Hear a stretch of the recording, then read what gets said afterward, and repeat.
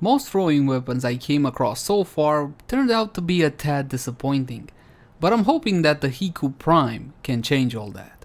Hey guys, hello and welcome back. As always, my name is Leyzar, and today we're gonna be diving deeper into this Mastery Rank 4 secondary weapon, the Hikou Prime. As per the usual, I'm gonna be covering a cheap build, something affordable that anybody can build, and there is no endgame setup with a Riven because for this weapon, well, you're just gonna have to wait and see. But with that out of the way, keep in mind that my builds and guides follow a new player-friendly approach, simply because there's a lot of info here and I want anybody watching to understand how the weapon functions and how it should be built. So if you're a veteran of the game and already know most of this stuff, then please, bear with me. And with that out of the way, let's jump into the Hikou Prime. Let's begin by having a look at how the weapon behaves without any mods equipped, and for that I'm simply going to be taking a couple of free shots. The Hikou Prime is a throwing weapon, and you throw out ninja stars and you get to be a ninja. Well, not really. As you can see, the Hikou Prime does have a bit of travel time, and there's also a slight drop off to it. Nothing you can't aim around for the most part. The travel time is not that bad, and the fire rate for the most part is pretty solid with a magazine of 26. But let's jump into stats to see precisely what we're dealing with. Mod capacity is going to be 60 out of 60, and if your Hikou Prime only has 30 out of 30, then jump into actions and install an Auto King Catalyst. The Catalyst can be obtained from alerts, invasions, or if you're lucky, from the daily sortie. No access to the sortie by MR4, understandably so. Progress further through the main storyline of the game, and you will. Don't worry, I'm not gonna spoil anything for you. My weapon has been formatted a total of 2 times, and you're gonna have to format twice as well. The Hikou Prime by default does come with 2 V's or Madrai symbols, and on weapons these are gonna be most of the symbols that you're gonna be using. The accuracy is 100. The weapon is for the most part pinpoint accurate as long as you take into account the travel time, the distance between you and your target, and of course that pesky drop off as well. Critical chance is abysmal at 6%, and the multiplier is, well, not that hot at 1.8x. Now the multiplier is half decent, let's call it like that, but unfortunately we can't really do anything with crit considering the 6% base chance. You are gonna get 30% from Arcane Avenger bonus additive after, but it's still not really worth using. Fire rate of 5.83, and this is one of the saving graces of the Hikou with a magazine of 26 and a quick reload of 0.5 seconds.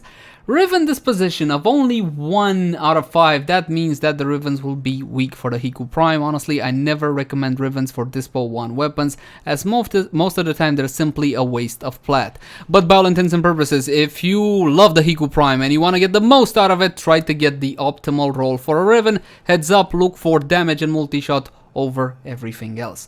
Status chance of 28%, and this is where the weapon shines. As for the default damage, we got impact, puncture, and slash. The highest amount is puncture, which is good. Puncture deals extra damage against heavily armored targets. It's a lot better to have puncture the highest than it is impact, for example. If we had slash or a decent amount of slash, then we could have worked with a status chance of the weapon to get the slash on the target. But as it is, no chance in hell. Even if I was to add maim, even if I was to add 3 maims, it still wouldn't compete with puncture for slashes, so them's the breaks. Let's start slapping on some mods, starting with mandatory mods. Hornet Strike, 220% extra damage. And when it comes to damage, we're also going to be throwing on Augur Pact, a mod that a lot of you guys send me a lot of comments. Why don't you use it, guys? It's simply a tad weak compared to all the other available options. This is not a bad mod. Slapping this on a weapon is almost never a bad choice, but most of the time, once again, there are better options. Next we're gonna go to Multishot, the best thing on mostly everything in Warframe. Barrel diffusion mixed in together with lethal torrent, and we're gonna get a total of 180% multi-shot and 60% fire rate, bumping up our fire rate to 9.33. This is when you would go to crit chance and crit damage, but again, take a look at this. Prime Pistol Gambit, 187% critical chance, and my crit chance gets bumped up by 11.2%. It's simply not worth it, even if you do have the prime versions. We're gonna go to elemental damage, and elemental damage should always be applied on a weapon depending on circumstances. Where are you going, who are you shooting, and so on and so forth. And I'm fully aware that most of us are simply too lazy to swap in and out elemental mods, but you really should do it if you want the best results. If you're up against the infested, there's a lot of them, but they're pretty weak, so I would recommend AoE weapons heavily modded into heat. If you're going endurance run versus infested, then look into corrosive damage, because their elite units are vulnerable to corrosive damage. If you're talking about the Corpus faction, they have big shields and you can nuke down the shields using magnetic damage, or a smarter idea would be to build gas or toxin, especially with a status weapon, so you can bypass their shields entirely and deal damage to their health.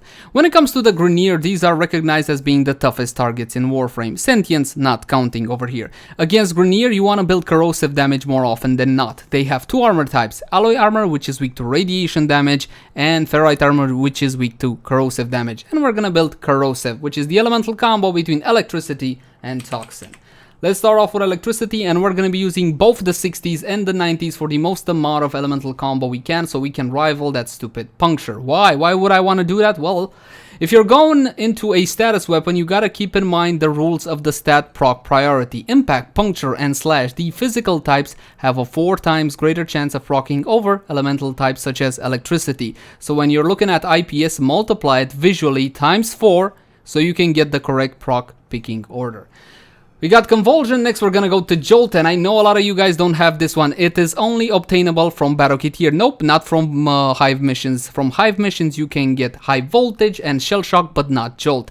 Once again, from Battle Kit here, currently on the trade chat PC, going for about 100 plat. When Battle brings it, it might be a smart idea to pick up multiple copies so you can sell the additional ones for a bit of a profit later on. Got my electricity, let's go to Toxin. Pathogen rounds, and let's put it like this, and Pistol Pestilence. This is a common mod, and Pistol Pestilence can be farmed from Corrupted War in the Void. If not from the trade chat, you're looking at about 10 plat, something like that. And as you can see now, I have 1235 corrosive damage. But if I multiply puncture by 4, it is still higher than the corrosive, but there's nothing more I can do at this point except a Riven with minus puncture. I'm still gonna be getting plenty of corrosive procs on my targets. So let's test it out. This is the build I'm recommending to you guys, but we're gonna talk more about the Hikou Prime in a second. Level 120 corrupted heavy gunner. Now this is higher than sortie free, so I think it's a good enough test. And you will see that the Hikou Prime requires about 35 of these little stars to take out one of these high-level targets. As you can see, you get plenty of corrosive procs on your targets. The problem is, once again, the damage is simply not there. What this weapon needed is just a little bit more critical chance. I don't even want a higher multiplier. Give me at least 15% so I can slap on critical chance and critical damage and make this weapon into a bigger monster. Then again, you can argue that this is a silent weapon and its strength comes from the fact that you can use it in, I don't know, spy missions. And what does Hushed Invisible? In any case, as you can see, I'm kind of running out of ammo before I can destroy all of those targets. For a Prime weapon, those results are pretty weak. But for an MR4 weapon, what exactly do you expect? Again, the Hikou Prime only requires you to be Mastery Rank 4. Can we pump up something on the Hikou Prime? Can we get it to deal more damage? Well, not really. When it comes to Prime mods, what are you going to use? Prime Pistol Gambit and Prime Target Cracker? For what? For what precisely? Prime Heated Charge. Now that's a worthy upgrade. However, once again, it is heat damage, and if you were to combine it into something, you can get Radiation or you can get Blast. Don't go for Blast.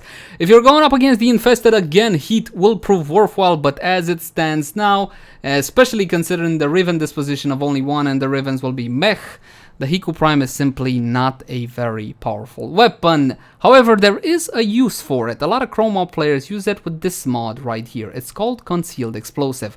80% chance to explode. Yeah, pretty clear, cut and dry. And what these Chroma players do is self-damage themselves like... Wait, invincibility, isn't it? Yeah, there we go. So we can self-damage ourselves like so and get our buffs if we're playing Chroma. That is an option. That's what a lot of players use this weapon for, with Concealed Explosive. And don't worry about it, it doesn't really make a legitimate difference in terms of damage unless you fully strip the armor from your enemies. Also, if you slap on Concealed Explosive, then forget about being stealthy, because all those explosions will attract the attention of enemies. And I'm sad to say that's pretty much it for the standard build, but I'm still gonna pump up everything with Warframe buffs just for the hell of it. So let's see, Rifle Lamp, nah, that's not gonna help us. We're gonna go to Pistol Lamp, 27% extra damage to pistols. This is an aura, so everybody in your party will be receiving this benefit. It is stackable times 4, and you can even pump it up with Coaction Drift, though I don't really recommend it because the values, as you can see, are quite small. When it comes to Arcanes, these are a lot more impactful, and the best one you can get is called Arcane Precision. On headshot, 80% chance for plus 120% damage to pistols for 8 seconds. I know it says pistols, but don't worry about it. It will apply to the Hikou Prime. 80% chance, that's a huge chance, so no need to double stack Arcane Precision. When it comes to your second Arcane, I guess you can go for Avenger. That wouldn't be a terrible option. Then again, what I would recommend you guys using is something cheap and which will have a pretty noticeable impact. It's called Awakening.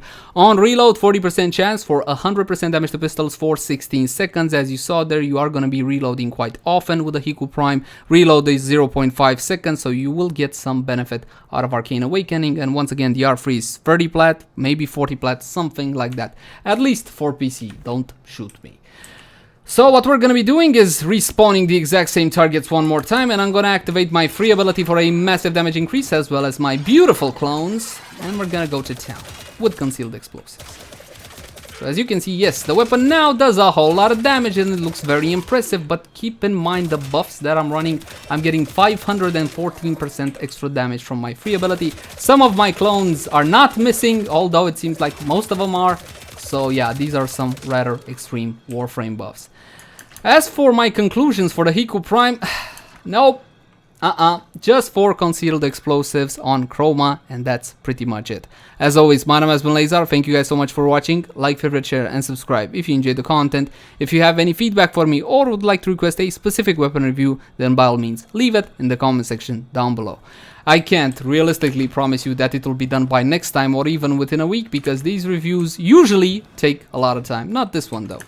In any case, you can find me on Twitch, Facebook, Twitter, all the usual places. But until next time, guys, bye bye.